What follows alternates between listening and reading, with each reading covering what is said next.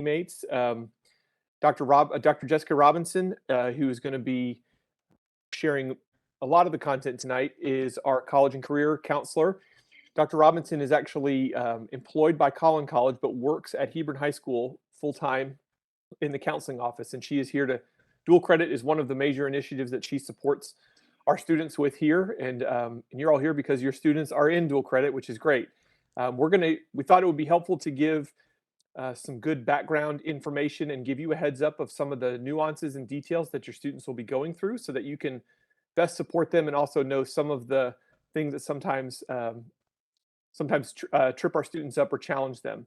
Also, Latasha Rayford, one of our school counselors, and she is going to be primarily moderating the chat this evening. So if you have questions as we go along, please feel free to write those in there. If Ms. Rayford can take care of those, she will. If we start seeing some common questions, she might feed those to Dr. Robinson so that she can address those to the whole group. We will have you out of here by 7 o'clock, but we will also answer any questions that you have along the way. So we're grateful you're here. Dr. Robinson, why don't you take it away? Wonderful. Well, thank you all for being part of this parent orientation. As Dr. Fields mentioned, my name is Dr. Jessica Robinson, and I am employed by Collin, but I do office full-time out of Hebron. I do a lot of different things. One of my main roles is to coordinate that dual credit program with the Hebron High School counseling team. I also do one-on-one college and career planning visits out of my office, which is just right behind the counseling secretary's desk in the counseling hall. A lot of those presentations that I do for classes or a lot of those one-on-one conversations are about major and career exploration, assisting with scholarships, college essay writing, so on and so forth. So if it relates to a college or a career, I am happy to speak with your kiddos about that. If parents want to have an extended Zoom meeting with me, I am also available to do so as well. Just to let y'all know. This is my QR code. The easiest way to schedule a meeting with me is just the way you would do it with any other counselor. The student or the parent scans the QR code, put your information in, and I will get back to you as to a time that we could meet as well. I wanted to walk through a little bit of role clarity with y'all because I get the question a lot. Well, do you work for Collin? Do you work for Hebron? Do you work for LISD? I work and get paid by Collin Community College, and I focus on dual credit college and career planning. I don't work for LISD, but I can give suggestions for dual credit versus other types of advanced academics like our AP. And I can give broad support and insight into the college planning process. Though I work for Collin, I don't only recruit for Collin. Instead, I can also talk about a whole host of other things. Dr. Fields, can you explain how my role is different than what y'all do? Yes, so the school counselors at Hebron are prepared to work with students on three major categories. We have academic needs, so we talk through course planning, we talk through studying habits and academic skills and preparation that way. We also talk through personal social concerns and are oftentimes working with students about new coping skills, ways to stay healthy in those ways. And then finally, we also work with students on college and career needs. One of the ways, so we really focus on those three major areas. Where Dr. Robinson can sometimes be utilized by us is that if a student had a really specific conversation or questions about Collin College, let's say they were destined to go there or had been applied and accepted, she can give really good detailed advisement about program options there. And then she also can help. She has some greater expertise with some things. For example, talking about the FAFSA and completing that. In a lot of different areas. So she really complements some of the work that we also do, but in a deeper way sometimes as well. So we're grateful for her teammate, being a teammate of ours. Wonderful. Let's get back to the correct screen. And wait for just 1 second. It appears that there you go. Perfect. Okay, so I would love all of you to take a screenshot of these three numbers. If students need TSI testing, if they need other types of aptitude testing, or things like that, our testing center number is listed on the left. Please, please, please get this tech support number down as well, because if students have trouble getting into their Collin account, I am not the help desk. Unfortunately, I cannot help y'all, and I will be giving you guys this number. Additionally, they are available 24/7. So we have had students call pretty late at night, and they still were able to get someone on the phone. And then the far right number is the cashier's office number. If you have questions about payment plans, a refund, making a payment, I cannot process payment. I don't have any ability to do that on Collin's side of the system, but you guys, if your kiddos were to go to a Collin campus, they would most likely go to the Frisco campus, so that's that number right down there. And we will make these slides available after the meeting as well. Okay, so we're going to go over collegiate expectations, academic responsibilities, some need-to-know bullet points. We'll cover any questions that we have seen in the chat that have come up pretty frequently. And then we'll close with some last-minute takeaway reminders. All right.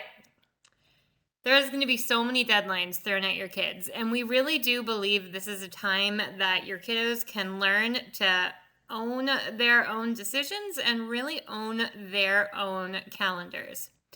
This means that as dual credit students have to pay attention to both the Collin College calendar as well as the LISD calendar. I would urge y'all as a family to print out both academic calendars and paste them on your fridge or your bulletin board or wherever you put important notes in your house, and make sure you're tracking along. Because again, if there is a discrepancy, students will have to follow for their dual credit classes the Collin calendar.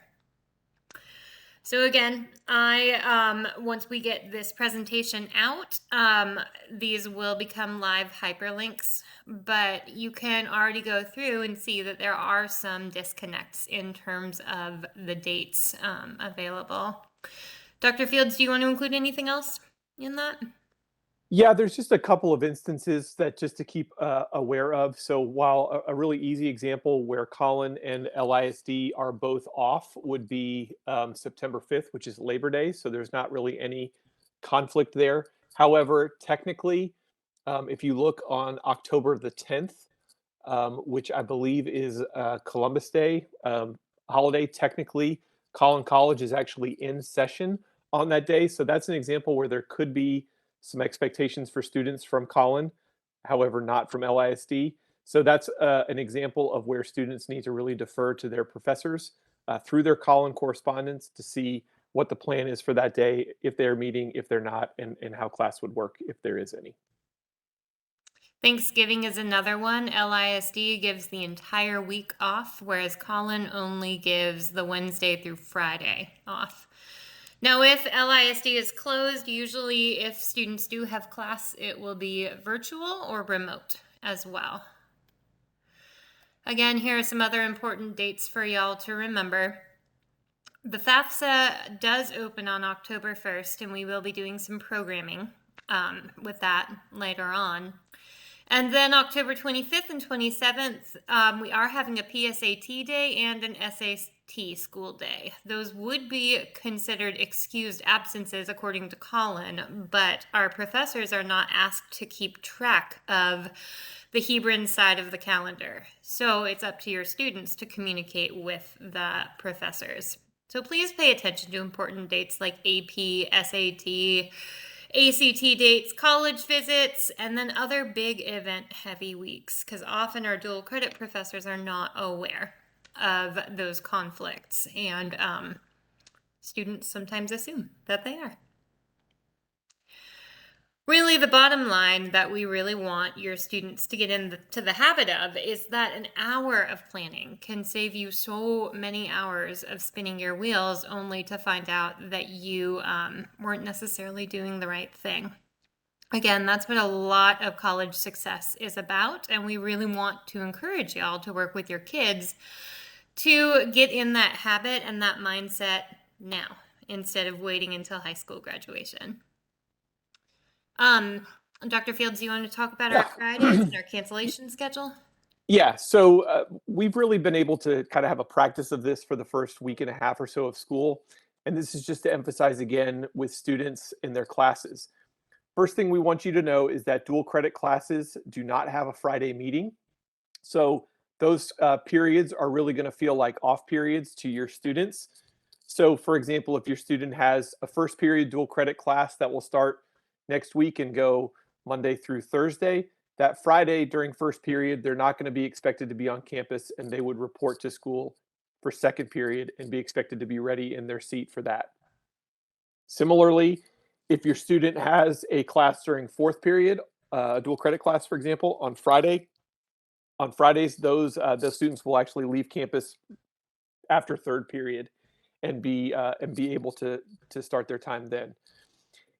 For students, there are a very small number, but for students who have a dual credit class during third period, but but have a Hebron class during fourth period, they need to be, many of them, if they are athletes, for example, will be expected to go to the field house and they can be with their coaches and begin their practice time then. Um, Otherwise, they could go and report to the library. Really, with this year's emphasis on safety and security, we will not tolerate students that have a third period dual credit on a Friday and they're not in attendance and they are in the hallways or disrupting classes. Those are really the things that we're really wanting to emphasize. Um, if the class is not in session, again, for safety and security, and also just for being able to monitor students, we would want students to not be on campus if their class is not in session. We've been able to do this and work through this the first couple weeks, and so hopefully your students have gotten a feel for how this will feel for them on certain days of the week. Perfect. Okay, we're now moving into the resources section of this presentation. Every single resource that is available on one of Collin's campuses is also available to your students because your students are dual credit students. We have tutoring centers, which are wonderful, and we're going to, at the student orientation tomorrow, actually pass out some brochures for our tutoring centers, and we have subject-specific course tutoring in every single subject. That means that your kiddos, if they are struggling in their dual credit classes, they can get online, free, personalized tutoring for each one of these classes. Academic standing is a pretty big deal, and after I talk through Collin's side of things, Dr. Fields is also going to talk through how Hebron handles these situations. But for Collin to confer a degree, the student has to earn a cumulative GPA of a 2.0 or higher. That means that the student is in good standing. If a student's cumulative GPA falls below a 2.0, they go into academic warning and they get to have a conversation with me about what happened. Academic probation occurs if the student, when they go on academic warning, doesn't raise their GPA back to a 2.0. They again have to come and have a more serious conversation with me, and they are limited to just 13 credit hours. If we go one step further and the student still doesn't make that 2.0 when they're on probation, academic suspension happens, and then it is a conversation between myself, the student, and the counselor about whether or not the student is a good fit for dual credit. From the college perspective, the bottom line here is that you guys, your kiddos, are starting a college transcript. There is no way to hide the academic progress or the academic history, because every single university, to confer the credit and to make their admissions decision, needs to see both your Hebron transcript as well as your Collin transcript. Dr. Fields, do you want to talk about this from the Hebron perspective? So we will get we will get grade updates and interim grade reports from the college, so we can see how students are doing. Because we don't have access to Collin's Canvas account, for example, this will really be our first update about how students are doing. So not like at Hebron where we can watch your students' grades in Skyward live like you can. We actually don't see that. And so if we get reports back and students are floating around that grade of a 70 or so or below, and we're concerned about their progress, we will typically reach out to them and see if they need support and how they can become more successful, much like they would be, much like we would do for a Hebron class as well. And we would oftentimes pull you in as well, the parent. If we're concerned about a student being successful or not being, or at being at risk for failing, or maybe needing to consider dropping a class or changing plans, we will also work through with them and with you how those changes would be made. But our goal is to help people be successful, just like students that are taking honors or AP classes at Hebron. Dual credit has a similar idea where where our students are really trying on um, those college shoes right now as high school students so that they can be better prepared for when they actually get to that campus. So we want to make sure that we are teaching them perseverance skills, problem solving skills, patience, communication, so that they're able to kind of bounce back when a bad exam or a bad quiz or a bad assignment kind of comes their way. And as a note, Collin in the university setting gives letter grades, whereas LISD, as a favor to the school district, we will put out number grades as well for y'all. Again, we really want you guys to check the accuracy of the dual credit grades on those transcripts after they get manually entered. And that's the path logic right down there to find that. All right, And Dr. Dr. Fields. Robinson, if I can actually chime in, there was a question in the chat very similar to that. So the grades from the summer are not yet available in that Skyward portfolio yet. So anybody on here who had a student that took a summer dual credit class, you won't be able to see those grades in the Skyward portfolio until the end of the first 9 weeks, which will be around mid-October. But they are, if that student were to request a transcript to go to a college, those classes would be on there. Those are on their live transcript, but the ones that are posted in Skyward you don't see. Do you want to talk about GPA and how dual credit works with GPA? Yes. So for dual credit has the highest, the 1.2 multiplier at level 3, similar to AP classes and academic decathlon. So if your students are taking AP classes and seeking that benefit for the multiplier, the same input or the same impact has on their dual credit classes as well. The question about the A's then, like Dr. Robinson said, Collin actually gives us an actual percentage. So on the LISD transcript, your student will have an actual number grade, not just an A. They might have a 96, for example, or rather than a B, they might have an 84. So the actual number grade will be on there. So it is important to understand per school within LISD how the GPA is calculated, and then all of the varying ways that a GPA could be calculated at Collin. There are different GPAs that we're talking about that you guys are going to have to get familiar with. Cumulative GPA typically means all the classes the student has ever taken. At each level. So they would have a high school cumulative GPA and a college cumulative GPA. We have your GPA in just your core classes, and then we have your GPA in just the classes from that institution. So again, you guys are going to have to get real familiar with all of those different types of GPA so that when you ask questions about a GPA, we know which ones you are referring to. As well. And to that point, the other note is that since these classes at Collin are technically 18 weeks long, students won't actually get awarded their final credit-bearing grade until December. So when the 9-week transcripts come out, the grades for Collin are not going to be on that one. So let's use an example of your student is taking dual credit English and U.S. history. Our dual credit humanities is what our junior students call it. They're not going to see a grade on their transcript until the transcript that comes out in January at the end of the fall semester. then that's when the grades from that term will be posted on their transcripts, and then the impact of that onto their GPA will be seen. No grades from the at the 9-week mark would be posted onto a transcript, since those grades are not final, because it's an 18-week course, not a 9-week course like we have through LISD and Hebron. So moving forward, our policy is that students will need to purchase their books every semester from Collin College's bookstore. I really do want to encourage y'all to take a family trip to the Collin bookstore, pick up the books, and get some swag.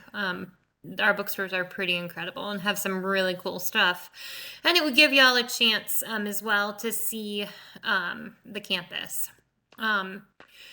Really, you are starting your collegiate experience. So every single semester, you will have to register, you will have to pay, and you will have to purchase your textbook. And we really, really, really see this as the student's responsibility. Collin College's bookstores really do price match to Amazon and Barnes & Noble and things like that, so they're not gouging you for prices. And they bundle all the books together. So if you walk up to the cashier at the bookstore and you say, I need books for David Smith's History 1301 class taught at Hebron, the bookstore clerk will be able to pick up a stack of books and hand them right back to you. You can also sell your books back to the Collin College bookstore when you are done with the semester. But at Hebron, you register once a year. At Collin and at every other university, you do that every single semester. Okay, FERPA is a big deal at colleges and universities. That stands for the Federal Educational Rights and Privacy Act. That means that because your students are dual credit students, meaning that because they are students at Collin College, even though y'all may be paying for that tuition and they may be minors, in other words, under the age of 18, I cannot talk to you about things like their grades, their mental health and well-being, their interactions with their professors, how they did on their classes, without having a special waiver that the student fills out inside their Cougarweb. Dual credit grades are not posted in Skyward. They are posted in Collin College's Canvas shell for those classes. And professors own the right to grade as they want to in the time that they have. So Canvas grades might not get updated as regularly. So again, I can't provide details about holds, grades, other information, but in the Cougarweb on their home tab under the quick links box, there is a way to add parents or any other type of third parties onto the website and that is a form that updates in live time. So the nice thing is that you guys wouldn't have to wait on Collin to process it, but at the same time, the student has to be the one to fill it out. There it is. Dr. Fields, do you want to talk about this from the high school side? No, I think, one of the ways that we sometimes look at these classes, whether it's AP or honors or dual credit, is if the student is taking, I mean this in a good way, an academic risk, right? They're trying to push themselves, they're trying something new. We still have opportunities as high school students to push them and encourage them to do these hard things, but also keep a safety net under them, which they might not necessarily have as pervasive if they were on a college campus, an hour, 4 hours, or 8 hours away. So doing the FERPA waiver and still maintaining your ability to access is a good thing. I think it still allows you to, as the parent, still keep an eye on things and still be able to provide support, but also allows the student to try and kind of be their own ambassador in the short term and try on those communication skills that we want them to have and that they'll need to have. But this is also good, I think, to avoid surprises and also maybe to keep some peace of mind on your end as well. The key with this is that y'all can never act on a student's behalf without them being part of the conversation. So if you email just me, I have to include your student back on that. If you want to just talk to a professor, the professor by law has to bring the student into the conversation. All right, they will have their own Canvas courses, and that's in their Cougarweb underneath My Courses and Course Access. Collin doesn't populate those courses until the day the course starts. So if y'all go in and you're looking at that, don't get worried. It's just that Collin's policy is that the classes get populated and turn on in the system the day they start. I've checked. Everyone is registered in what they needed to be registered in. Additionally, students really do need to watch out for 3 different emails. I'm sure y'all have your personal emails that you've helped your students set up. They have their LISD email, but now comes in a Collin College email. And our professors use the Collin College email, not the personal or the LISD email. It's a huge, huge way that we stay in touch with our students. So please, please make sure that your student is using that email and does have access to it. We also want to make sure that the contact numbers and email are correct in Skyward so that if needed, I could help a professor reach y'all in an emergency type of situation. But again, it adds in yet another thing that the student needs to be responsible for as well. I've had a couple instances where some professors have responded to students who have been asking legitimate questions to them, but maybe send it from a personal email or an LISD email account, and the professors have asked the students to contact them through their Collin email. I think on first blush that can sometimes seem like really adding extra hoops or maybe even being, not helpful. But what we understand is that that's actually them trying to verify that they know exactly who they're speaking with, and they do that by communicating with the student through their Collin student account. So that's part of the rationale there. Also, in the event that classes are canceled, let's say a professor is sick or has a transportation problem or something like that, it's a good practice to have your students checking their Collin emails even in the mornings, just in the event that a class gets canceled late because of an illness or something like that, and that can save them a trip to school and having to wait in the cafeteria for an hour if they don't have a way to get back. Sometimes Collin may close as well when LISD stays open. So that is that type of communication that's really important. All right, setting up the email, we're going to introduce our friend OneLogin. That is our new 2-factor authentication that started last year. But for students to use this, they have to download this on their phone, not mom and dad's phone. And then they have to get into their Cougarweb and literally click on that little link that says click here to access OneLogin, and a QR code will come up, and they can scan it on their phone, and that's their 2-factor authentication. Please do that this weekend, y'all. If you run into problems, call that number that I put on the screen. But it's the worst when students haven't set it up. There's 2 weeks into class and students are now panicking because they don't have access to any of their class materials. Canvas also requires this service to be active on the student's technology. So there's a very good chance if they don't set it up that they could certainly miss some assignments in that manner. Okay, we do want to encourage y'all to take the PSAT or the SAT or the ACT. These are just some linked resources there for y'all as well. If I could add, so you should have most likely received a correspondence recently. So for our current parents of juniors, I would strongly encourage them to take the PSAT. We're going to offer it at Hebron on October the 25th.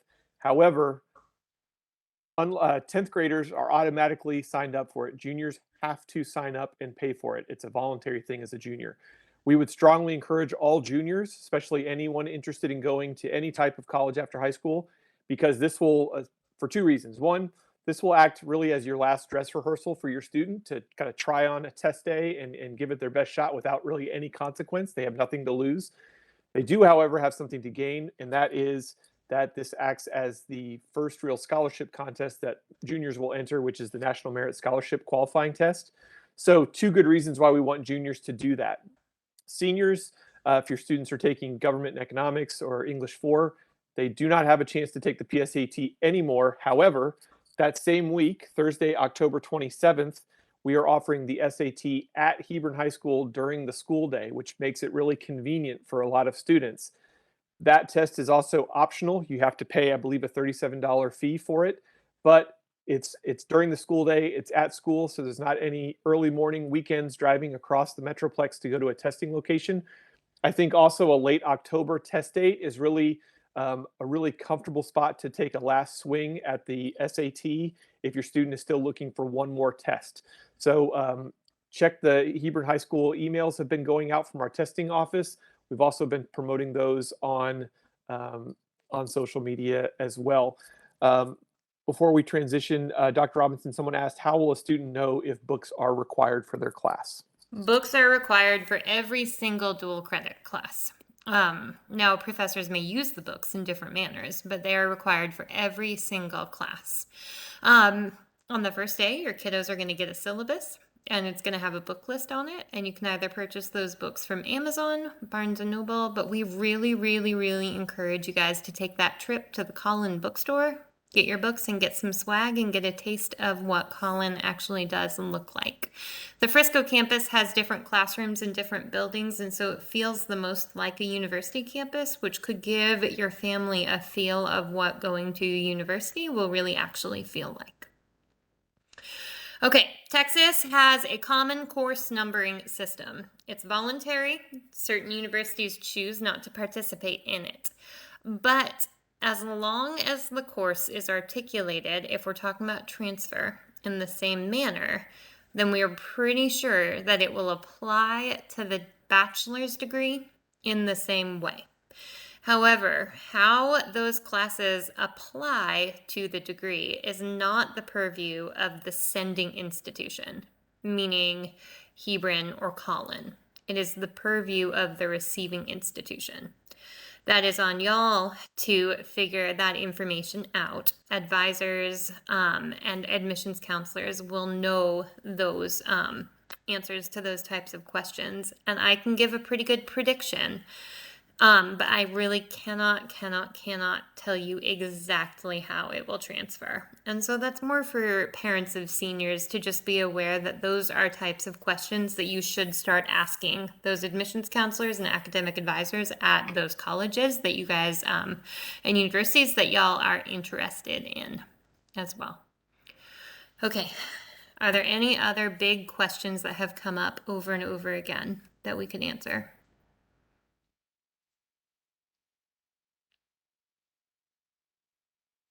The group. One of the parents was just saying if the book was not listed on their syllabus, would they still need to Purchase it? Yeah. If there are no books listed on the syllabus, the student should double check with the professor and make sure that something wasn't missed.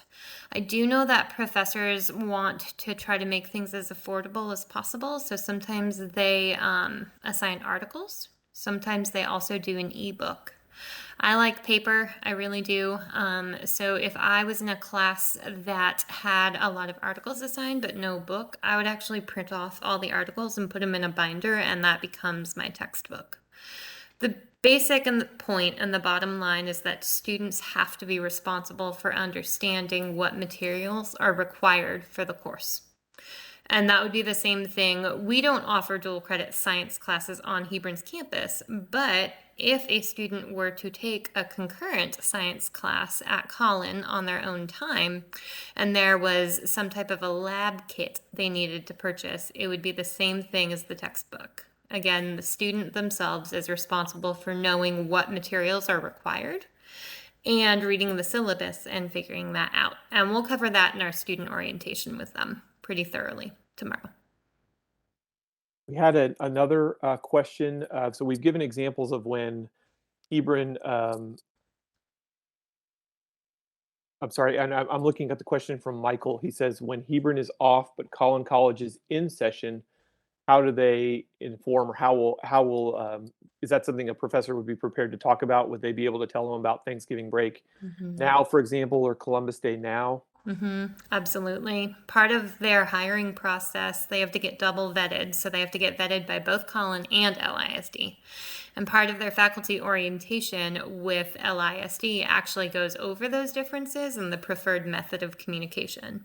I have asked all of them to email me if there are conflicts, if they have to cancel class. We email it out through Skyward, but then the professor is also responsible by their Collin contract to actually send a Canvas blast out, not LISD. Again, a Collin Canvas blast out to the kids with the proper communication. And while I know we can't guarantee things, this is again to clarify for Michael's second question.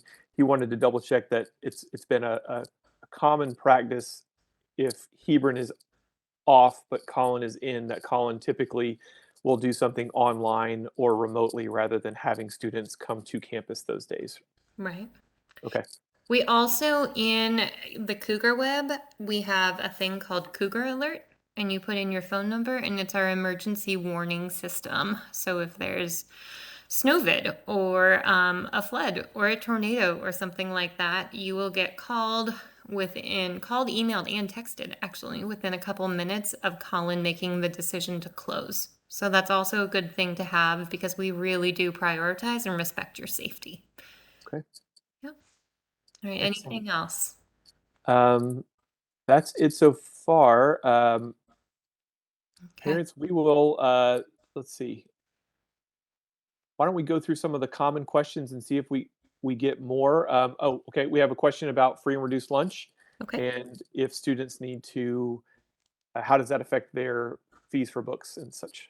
So there is a tuition, not tuition, pardon me, a textbook scholarship that y'all can apply for. You can just email me or the counselor with that, and you just explain your situation and the kind of need we're looking at. And that goes back to our associate dean for dual credit, and she sits down and she looks at the funding and what's available, and then your student would actually get communicated back with that through the Collin email as well.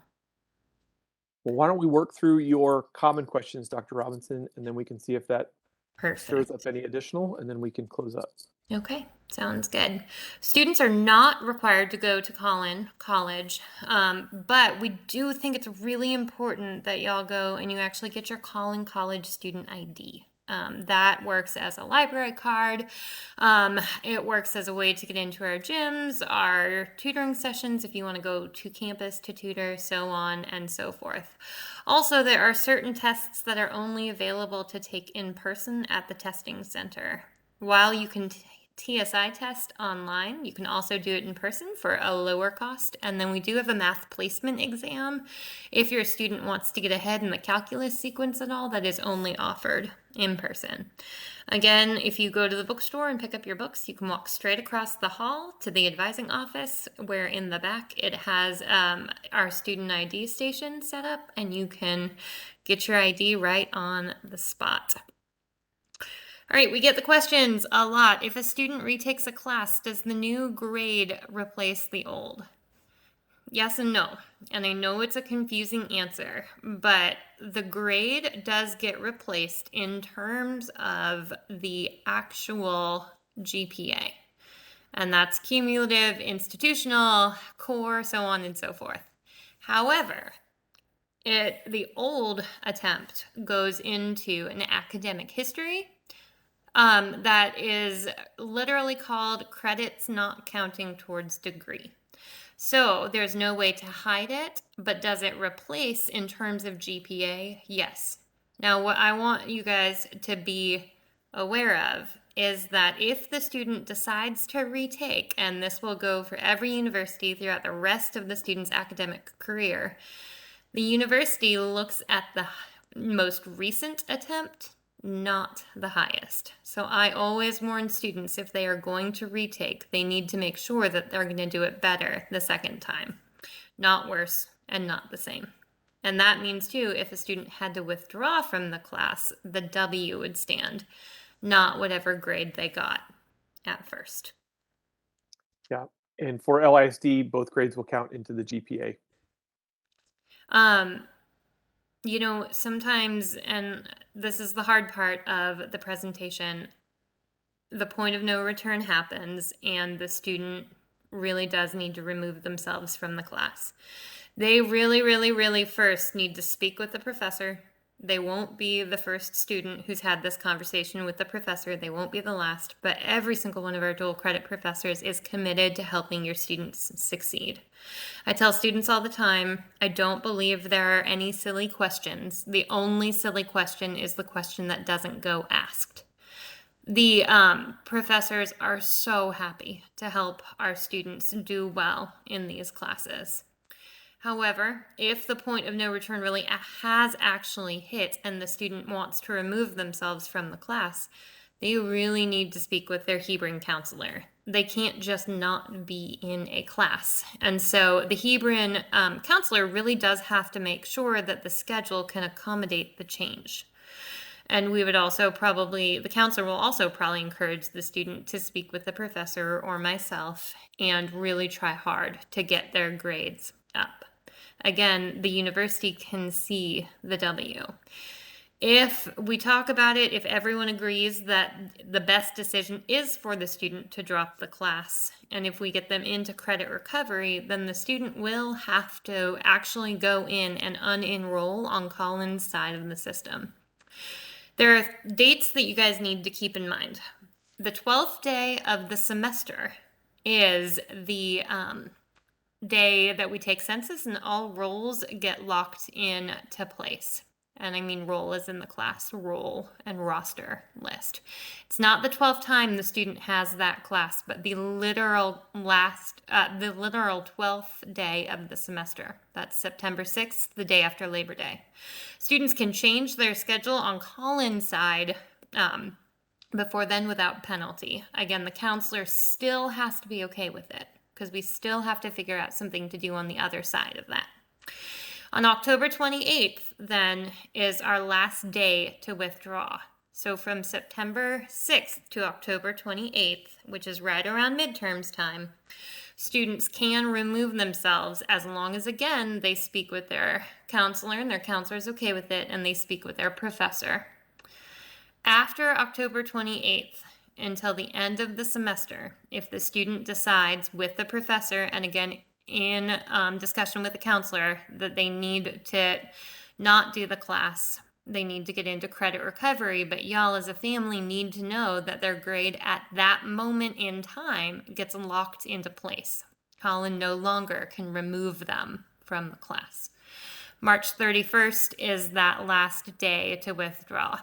And we really, really don't want this to happen because, again, you are starting that university transcript and students only get 6 classes to withdraw from cumulatively throughout their entire university career before they're ineligible for federal financial aid. So really, you don't want to start that process before the student really gets into the university system. So again, please, please make sure that you guys are being proactive rather than reactive as well. One thing I wanted to add, so regarding, there are, let's see, I think Dr. Robinson, we have the cutoff date, is it August 25th? Is that right? Yes. So while there are instances where we adjust student schedules when things happen, like let's say that they get promoted to a different band or theater group, or maybe they get promoted to a different athletic team, and that may cause periods to get adjusted. If a student is in a dual credit class, those sections will get locked. And so students are unable to move those things around. So those become almost like a fixed piece in a puzzle that cannot move. And that's important for students to know, especially if there are dual sport athletes, for example, that are hoping to change seasons. Some of those classes will not be able to change. And so we always want to talk before we act, and make sure we know all of the outcomes, just like we do in most of our decisions, hopefully. And students can see their course history through their Cougar Compass degree audit. That is in the Cougarweb on the right side in that quick links box. It says view my degree audit, and that will show how far along your students are in their degree.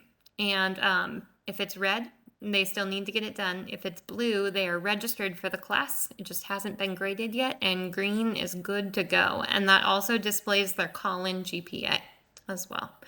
I think they are really useful documents. I think they are underutilized, and every single college and university will use a system like this. And so I think now is a great time for students to get familiar with it.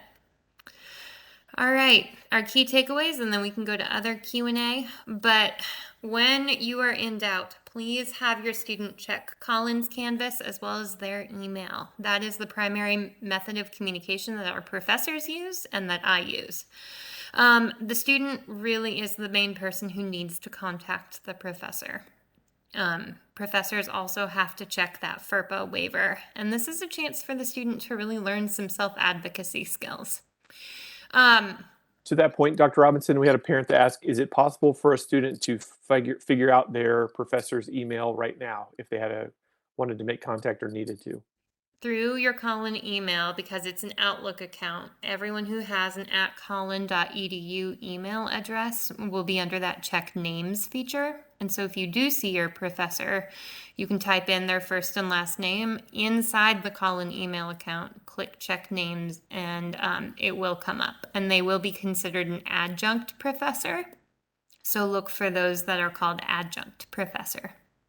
Will they be able to see that as well through Canvas and their school schedule in Canvas? Eventually, yes, once that class populates. Okay.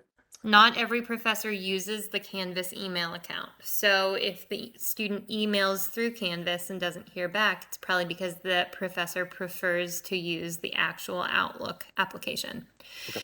If you do have questions about your child's grade, please ask them to pull up their Collin Canvas account. Again, Skyward is not going to be able to say your counselor is going to send you back to the Collin Canvas account or to me, and I will also say have the student check their Canvas.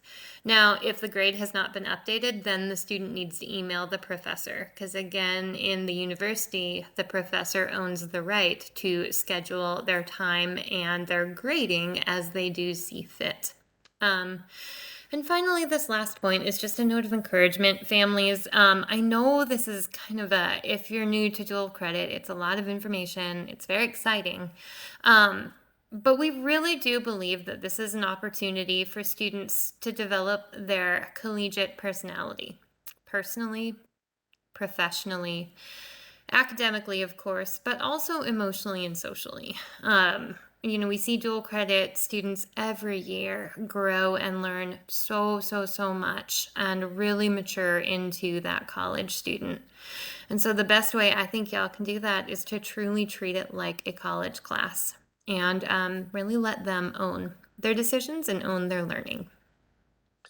We have a couple of questions about spring registration, and I want to go through a couple of details. So for parents here who have a junior student in dual credit humanities and they're taking English 3 and US history, they're currently in 2 classes. They're in English, composition 10, English 1301 and history 1301. Thank you. English 1301 and US history 1301. That will also equate to the first half of English 3 at Hebron and the first half of US history. All of those students will have to register and pay for the second half. So Composition 1302 and US History 1302 for the spring. We will walk all of those students through that process probably in October is when that process will kick into gear, and it will wrap up likely before Thanksgiving, I think, Dr. Robinson. Yes.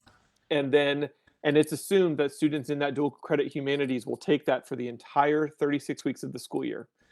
If your student is taking just a class in the fall, and let's say they're taking government and economics this semester and they want to take psychology and sociology in the spring, they could have the opportunity to sign up for additional classes.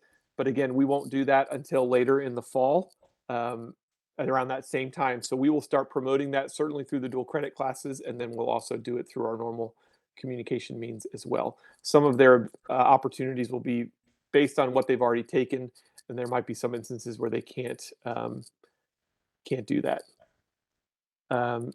Dr. Robinson, we had a question if people wanted to refer again back to the instructions to set up a Collin email. You have the student log in to their Cougarweb. There it is. And then right in the middle there, that Office 365 collin.edu email is right here. But they do need to do the two-factor authentication, which is right here. And that is in the very center of the home screen in the Cougarweb. When the student applied, they should have gotten 2 emails from the Collin admissions office. One with their username and Collin ID in it. 2, then an email that, we do apologize, is not clearly marked with a temporary password. The password is a random string of letters and numbers. It is not bolded, it is not highlighted, it is not hyperlinked, so it's very easy to miss. But if they haven't logged into their Cougarweb yet, they would need to search for that temporary password and then use that. And the username is not the ID, it's their initials plus a number. And again, those will be in those 2 emails. But the biggest thing is one login. And again, if you guys have trouble connecting, let's get back to that important number. It is, the technical support number is right here. And the student needs to be the one to call, not the parent. They will actually turn parents away. All right, any other questions for us? Just as a reminder, your students are going to be asked to attend a student orientation tomorrow during their assigned dual credit period. So first period students who have a class should be expected to be in the auditorium. They're going to be expected to be there at the start of the period. And then we will go through this. If your child is taking 2 dual credit classes, they can come to the period that is most convenient for them. But attendance is required. Let's see. And then Dr. Robinson, while you're closing up, I'm going to post a link to the academic calendar for Collin. We had a question about that. So Dr. Robinson, you can take it away. Absolutely. The last thing I wanted to mention, and we will mention it to your students tomorrow, if they are on a 504 plan and need access and accommodations for their dual credit classes, there is a way to do that. However, the student has to come forward and, again, self-advocate. They fill out an application to our Access Services office, and they meet with the dual credit access coordinator, provide the documentation, and then the access coordinator helps them write letters requesting accommodations to each professor. They have to do this each semester for each class for each professor. So if the student has had Dr. Robinson for all 4 years and Dr. Robinson knows her entire history pretty well, and she wants Dr. Robinson to give her accommodations, even for that final semester, Dr. Robinson will be required to tell her that she needs to apply to the Access office. But it is a wonderful office. It is a wonderful service, and we are happy to assist in navigating that conversation. We just need to make sure that our students are, again, coming forward and self-advocating for themselves.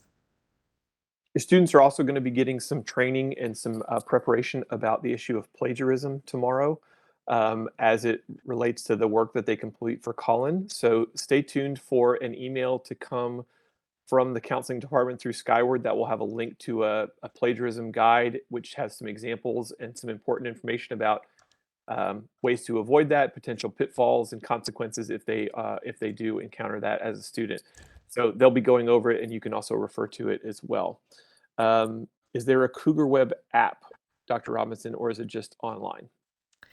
I actually don't know that answer to that question, but if there is an app, it will come up in the App Store. Let me look right now and see. I have never been asked that question before.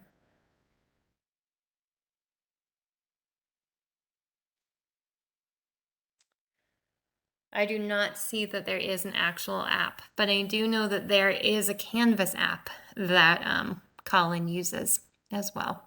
Okay. All right.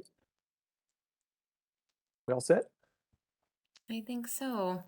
Again, my email was posted in the chat, jarobinson@collin.edu. I also have the LISD one, but because I work for Collin, I do prioritize the Collin one.